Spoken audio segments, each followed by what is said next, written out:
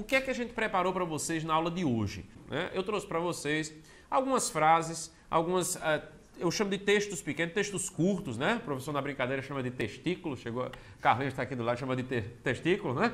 Mas enfim, são textos curtos e que a gente vai rever algumas das expressões que você pode encontrar nos textos do vestibular amanhã, tá certo? Então, não é o objetivo agora trazer o texto, como a gente trouxe texto nas outras aulas, mas trazer frases pequenas, com expressões em destaque, que a gente vai tentar mostrar para vocês, conversar um pouquinho com vocês, para dizer que aquilo pode aparecer na prova amanhã. Caso apareça na prova amanhã, você tem uma facilidade maior de traduzir, tá certo? Vamos dar uma olhada então no primeiro texto aí da nossa aula, né? Aparece aí o primeiro texto pequenininho, vai aparecer na tela, né? Pronto, valeu. Apareceu agora aí, I won't be able to arrive at your party before 11 p.m. Vamos lá. Para quem não lembra, claro, aqui eu estou falando para o pessoal que não estudou muito, né? Se você se preparou, é aquela história que eu sempre digo. O cara morou fora, passou um ano fora, fez intercâmbio. O cara estuda inglês desde pequenininho. Quando nasceu, o médico bateu na bunda dele com um dicionário de inglês. Já começou a falar inglês a partir daí, né? Esse cara vai conseguir ler o texto de vestibular de uma forma tranquila. Mas eu estou dando aula agora pensando naquele pessoal mais relaxado, que veio lembrar de inglês agora em véspera de prova praticamente. Veio lembrar esse ano, né? Então são expressões que você vai encontrar na prova. O won't, para quem não lembrava, a negativa de will, leva as frases para o futuro, né? Então be todo mundo conhece, verbo to be, ser ou estar. Então isso aqui seria eu não serei ou não estarei, né? Então isso aqui é ser ou estar. Won't é a negativa de will, lembre, will, W-I-L-L, leva para o futuro as frases. Então o won't aqui é a negativa. Eu não serei able, expressão importantíssima, né? Daqui a pouco a gente vai discutir um pouquinho aqui embaixo outra função de able. Mas o que é able? Able é ser capaz, ser apto a fazer alguma coisa, hábil a fazer alguma coisa, tá certo? Então aqui, eu não serei capaz, não serei able, né?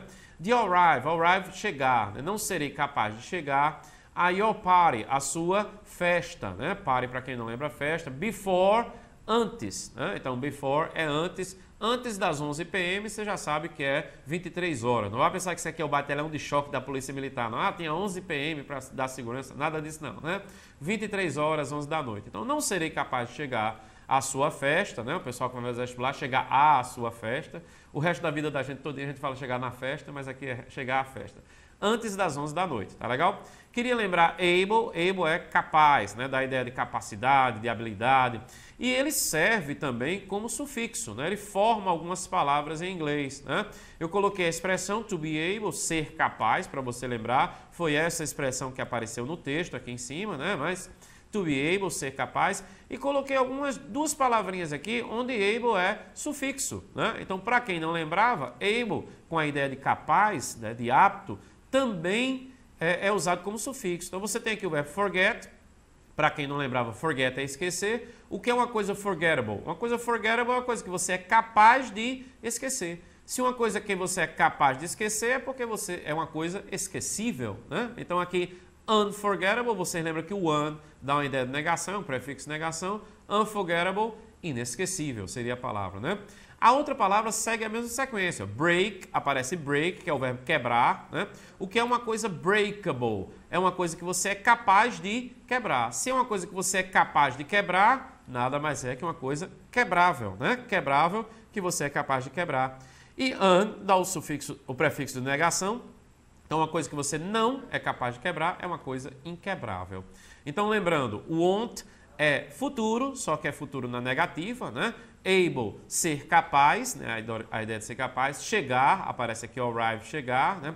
Before, eu coloquei inclusive aqui o antônimo. Before é antes, after depois, né? Então aqui before antes, after depois, trazendo uma sequência aqui das preposições. Essas podem aparecer tranquilamente na prova, tá certo? Então esse é o nosso primeiro texto. Vou passar para o professor Carlinhos. Boa noite, pessoal. Onde estou? Apareci agora para vocês. Boa noite, turma. Boa noite, galera. Como o Fábio está dizendo, interessantíssimo as colocações feitas por Fábio. Não é mais, eu acho, Fábio, não está na hora mais da preocupação de aprender palavras, de decorar palavras. A gente está precisando de quê? A gente está precisando de muita atenção a alguns detalhes. Importantíssimo o able. Né? Importantíssimo isso aí. Não confunda com table, não é, Fábio? Pelo amor de Cristo, não confunda com outras palavras, mas é muito importante isso. E uma preocupação que eu estou passando para os meus alunos é a seguinte: não deixe a prova de inglês para o final. Não necessariamente tem que ser a primeira, Fábio. É bom a gente conversar isso com o aluno. Mas a prova de inglês é uma prova relativamente fácil, às vezes até fácil demais. Todo ano a gente se encontra na Compep e discute alguma coisa com relação a isso. Mas é uma prova boa para o aluno. Eu não acredito que seja a prova mais difícil do primeiro dia. Então, provavelmente não será a prova mais difícil do primeiro dia. Então, muito cuidado, porque eu não quero, não sei nem se é o pensamento de Fábio, às vezes a gente passa muitas informações para o aluno e um dá uma informação e outro, não que eu esteja certo, o Fábio esteja errado. Não, não é assim. Mas é porque, no caso da prova de inglês ser uma prova boa para o aluno, ele deixando por último, pode ser que ele não tenha tempo de responder aquela questão, Fábio, que seria uma questão boa, uma questão fácil, que basicamente todos os alunos, ou quase todos os alunos, irão acertar. Não, inclusive, eu sou suspeito para falar disso, porque eu comentei aqui na aula anterior que eu sempre comecei meus vestibulares pelas matérias que eu gosto mais. Então, eu começava pelas provas que eram mais fáceis para mim. Então, respondi em inglês, respondi em português, história, depois é que eu ia pensar em matemática, física. E olha que ele já fez vários vestibulares, mas não é porque ele não passou, não. É porque ele já tem umas 5, 6 formaturas por aí. Boa noite, pessoal. O Fábio continua. Apareceu aí na tela last year, né? Para quem não lembrava, last da ideia de último, passado, né? Então, no ano passado, ao pé da letra, no último ano, mas ninguém fala assim, né? No ano passado, ela couldn't, olha os modais aí, de vez em quando aparecem nas provas, né? Fiz uma relaçãozinha aqui embaixo, daqui a pouco a gente dá uma olhada neles. Mas could, para quem não lembrava, né? Poderia, né? Podia, pôde, puderam, enfim, é o verbo poder no passado e no participo passado. Então, no ano passado, ela não podia, não conseguia, né? Speak English, ela não conseguia falar inglês, né? Mas agora ela can, né? Agora ela pode. Então, no ano passado ela não podia, né? Falar inglês, todo mundo sabe que speak English é falar inglês, but, né? Mas agora ela pode. Can é o verbo poder, também outro modal aí, é o presente do tal do could, né? Você tem could, que eu falei que era podia, poderia, puderam. Can é o presente, então ele pode, ela pode, nós podemos, vai ser tudo com can. Um detalhe curioso é que but apareceu no último vestibular, né? E apareceu com aquele outro sentido, né? O sentido do exceto, né? A não ser, porque ninguém sabe escrever exceto, então é melhor você botar aí a não ser, né? A não ser, porque com exceção, exceto, ninguém sabe escrever isso não. Enfim, caiu com esse outro sentido. Aqui está como mas, né? Adversativa mesmo, normal. Então a gente elencou aqui, colocou numa listinha tempos, né? Expressões que indicam tempo, que você vai encontrar na prova, né? Então são expressões para você lembrar comigo e os verbos modais também aqui desse lado, tá legal?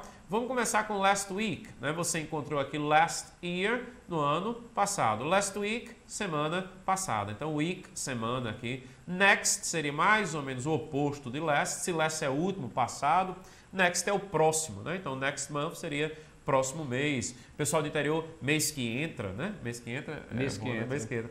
Então, próximo mês aqui na história. Today, para quem não lembrava, hoje, né? Então, today, hoje. Lembre de tonight, night também, né? Se day é dia, today é hoje, night é noite, tonight, hoje à noite ou esta noite, se você quiser traduzir, tá certo? Então, vamos voltar. Semana passada, próximo mês, várias expressões podem aparecer com last ou com next na prova, né? Não só expressões de tempo, falando que alguém foi o último a chegar, que alguém vai ser o próximo a ser atendido, né? Vocês sabem que o vestibular está seguindo uma linha de textos com situações do dia a dia, a cada ano, né? Pode ser que alguém diga lá que foi o último a ser atendido ou que é o próximo. Today é hoje. Every other day é uma expressão mais rebuscada, né? Para quem não lembra, um dia sim, outro não, né? Ao pé da letra, every significa todo, né? Todo, other é outro e day é dia. Então, every other day, todo outro dia vira dia sim, outro não, para quem não sabia, tá certo? Os verbos modais, né? Você tem aqui os modais, eu falei sobre can, né? Que é o verbo poder. Could é o passado condicional, né? Can é o presente, posso, pode, podem, né? Could é o passado, poderia, podia, puderam, né? Should, que aparece aqui no penúltimo da lista, deveria, né? E must, que dá uma ideia de deve, né? Tem que.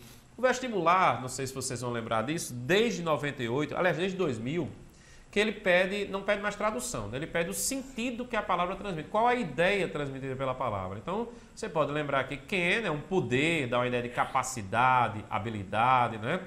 Should é um deveria, decora como deveria que fica mais fácil, né? Se é deveria é porque é um conselho, né? Você deveria estudar mais, você deveria fazer aquilo, deveria fazer isso, né?